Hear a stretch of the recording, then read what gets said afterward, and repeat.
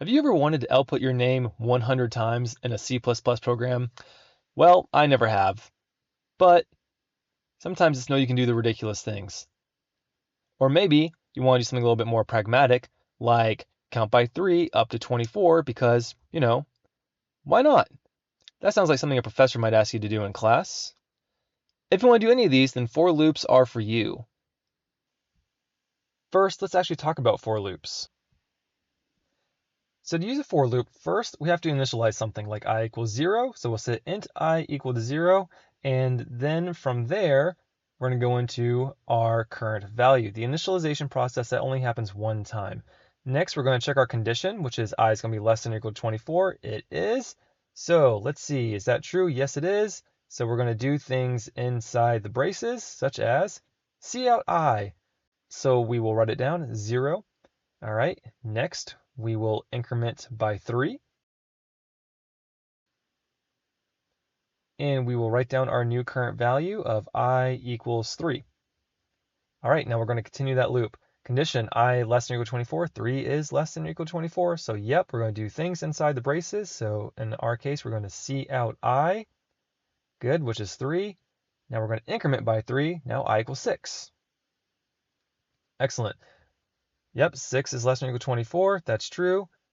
Do what's in braces. Write down 6. Increment by 3. Now I equals 9. And we're going to just loop and loop and loop. And eventually we're going to get to I equals 24. All right, is it going to continue or not? Well, condition I less than or equal to 24. Yes, it is. So we're going to go around the loop still. We're going to write it down because that's what's in the braces. We're going to increment by 3. So now I equals 27. Condition I less than or equal to 24. Nope, it is not. So we stop and we're done. The most important thing to remember with for loops is that they do something as long as it's counting. So as long as something is less than 5, it'll just go 1, 2, 3, 4, done.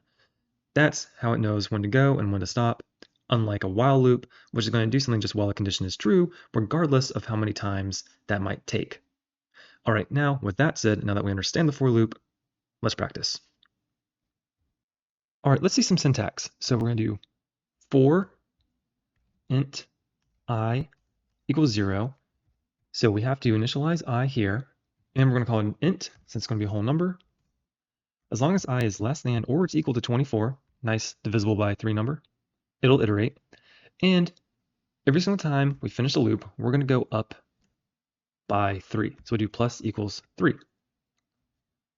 Then we have to do brackets, and the body is going to be what is inside the bracket, such as on the paper we had cout I. That's an example. So here we're going to do cout I. And let's put some space behind it. And that'll help space out the numbers.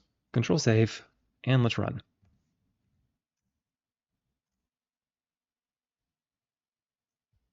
And that's it. 0 through 24, counted up by 3. Simple as that. Just remember this basic syntax. Now let's say you wanted to count backwards from 12 to 0 by 2. So we need to think about how we're going to initialize that. So let's start with int I equals, and we want to start at 12, semicolon. We want to go down to 0, so I will be greater than or equal to 0.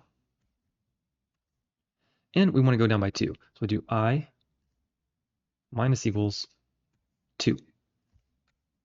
Now, brackets, open up the body, cout I, and let's give some space, a little easier to read. Finish it with a semicolon, control save.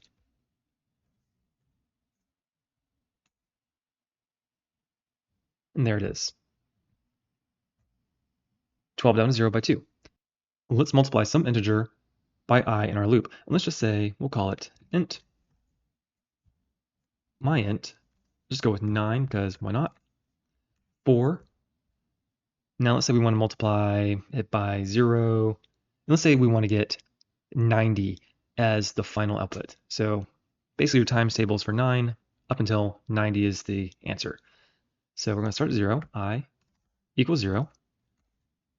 I, now we want it to give 9 times 10 to equal 90. So we can do one of two things. We can do less than or equal to 10. It'll keep going up.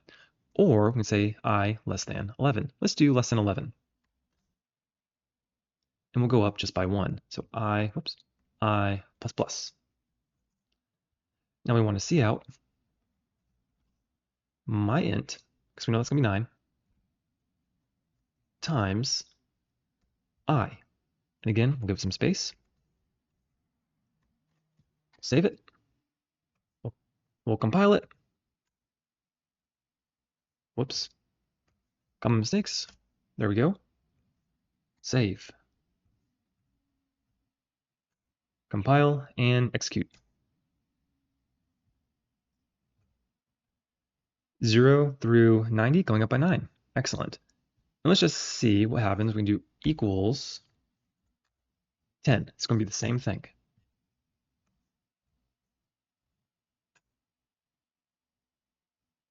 Same result with a little bit different method. And that's for loops in a nutshell.